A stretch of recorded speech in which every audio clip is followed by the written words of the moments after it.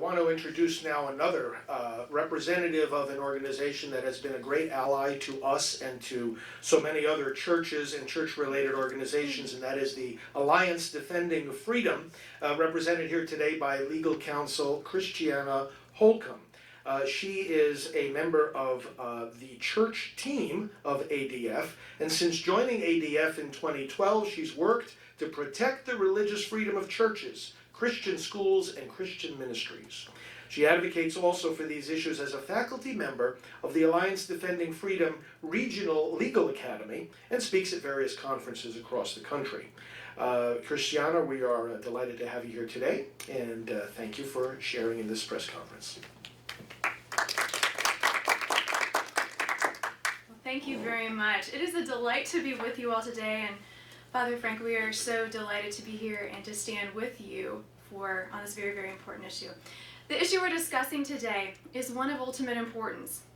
The sanctity of human life is literally a matter of life and death to millions of our brothers, unborn brothers and sisters.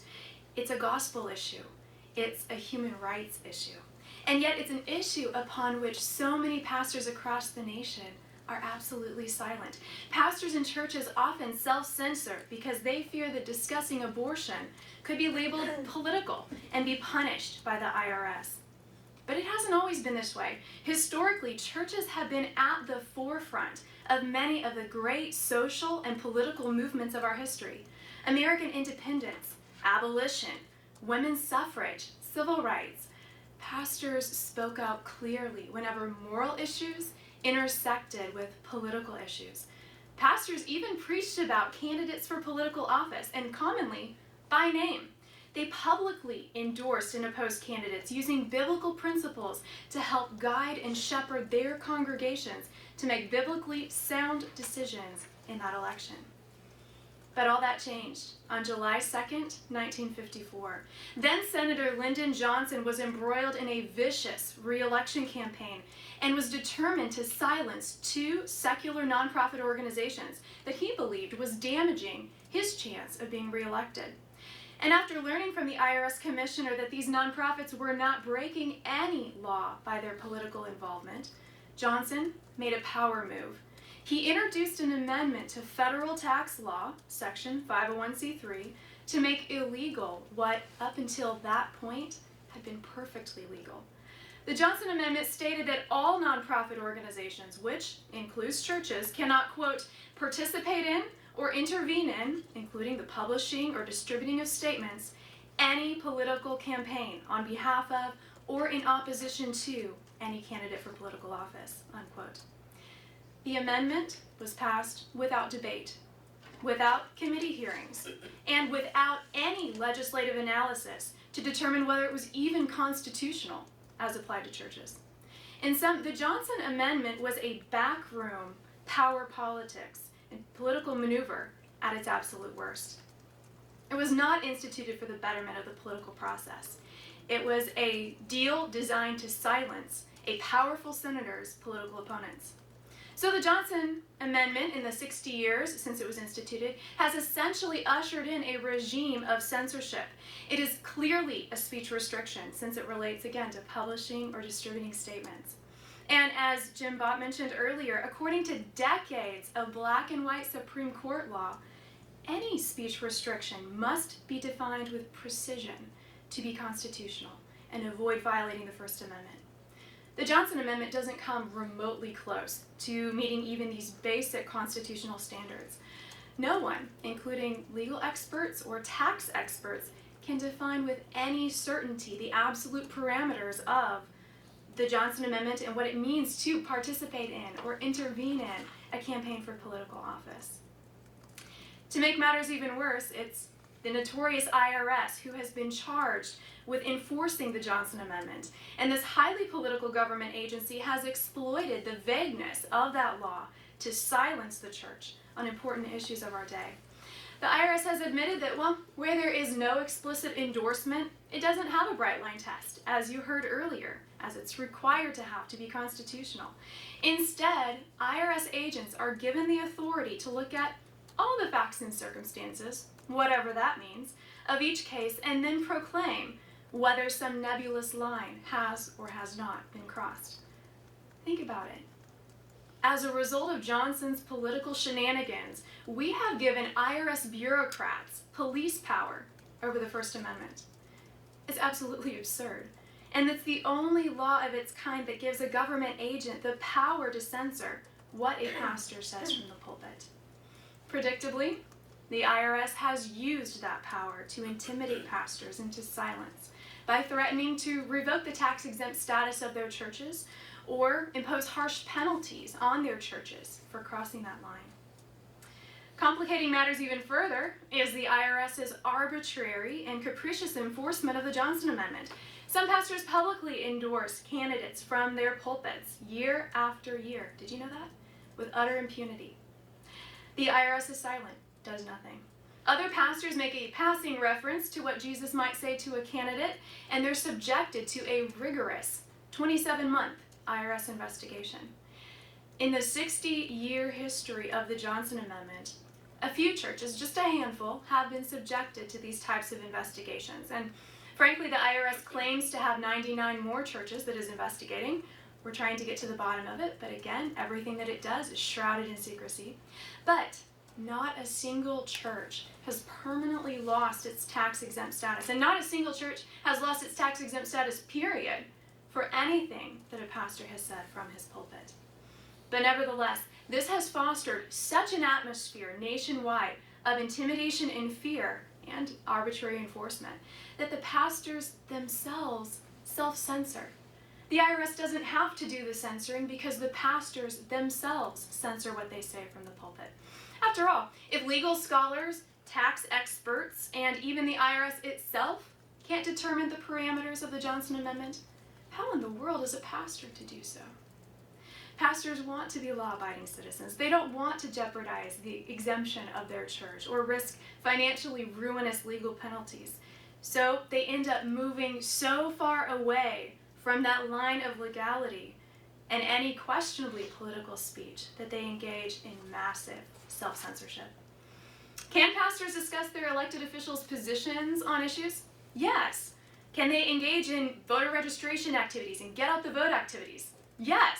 Can they urge their elected officials to vote a certain way? Yes. Can they speak about issues like the sanctity of human life and abortion from their pulpits? Absolutely yes. But do they? Generally, no. Because they feel stifled. They don't feel at liberty to speak freely to their congregations, even when moral issues of grave importance that strike at the heart of the gospel, like the sanctity of life and abortion, are at issue. And in light of the IRS's scare tactics, frankly, their reluctance is understandable. Pastors will continue to self-censor as long as the Johnson Amendment is on the books. So it's time to fix that primary barrier to pastors fully engaging on cultural issues. It's time to fix the Johnson Amendment. Whether by court order or by congressional action, this is not a should, but it is a must as it comes to free speech. No court has yet had the opportunity, as was mentioned, to decide the constitutionality of the Johnson Amendment as applied to what a pastor says from his pulpit. Given the opportunity, we firmly believe that a court would absolutely strike it down as unconstitutional, not only on the grounds of free speech, but the exercise of religion as an unconstitutional condition on receiving a tax exemption in the Religious Freedom Restoration Act. But unfortunately, the IRS holds all the cards when it comes to getting into court and with whom, because there's a federal law that prohibits us from suing the IRS outright. So in 2008, Alliance Defending Freedom launched its Pulpit Initiative, designed to encourage pastors to exercise their constitutional freedoms and apply Scripture to every aspect of life. We know the Scripture speaks, at least in principle, to every aspect of life, including candidates, their positions, and elections. And we wanted to invite the IRS to test the constitutionality of its procedures in federal court. Some pastors even sent courtesy copies of their sermons to the IRS just to ensure they were aware. But the initiative, look, is not about turning candidates into political action committees or allowing contributions to candidates or advancing the agenda of a particular political party or candidate. But it is about ensuring that pastors have the freedom to speak from their pulpits and preach the whole counsel of God.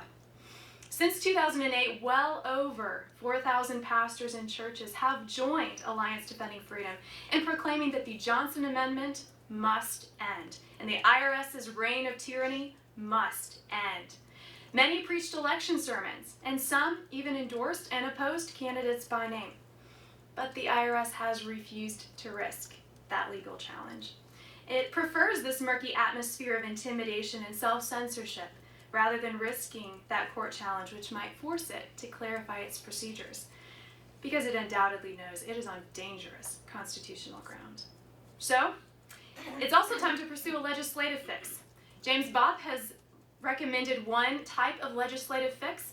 Another one was offered in 2013 by the Evangelical Counsel for Financial Accountability, the ECFA.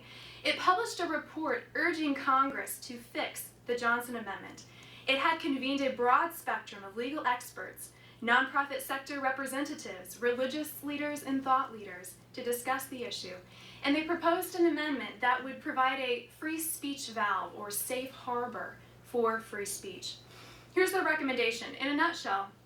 Unless the speech both costs the nonprofit and uses express words of advocacy, like vote for or vote against candidate X, the speech would not violate federal tax law.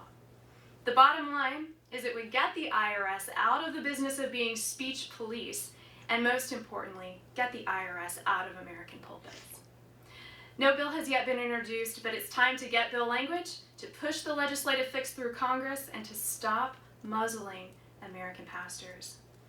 But in conclusion, we know pastors and their congregations should have the sole authority to decide what is preached from the pulpit. It's outrageous for religious leaders across our nation to be threatened and intimidated by the government for simply applying biblical teaching to all areas of life, including elections. We will not end the evils of our time, including the scourge of abortion, unless the church engages, unless the church courageously fulfills her role to be the moral conscience of the nation, unless the church becomes that voice for the voiceless. Life issues strike at the heart and the core of the exercise of religion. It's first and foremost a moral issue and a religious issue. The church cannot surrender her freedom to speak on moral issues simply because the politics of our day has rendered it, quote unquote, political. We at Alliance Defending Freedom are here to say that if a law prevents churches from speaking out and intimidates pastors into silence, that law must be fixed. And to notify pastors that we're here for you and we'll defend your right to speak freely from your pulpit. But Father Frank has outlined in his book what the church must do moving forward if we are to end the scourge of abortion. It's time for the church to fulfill that calling and to be that voice for the voiceless.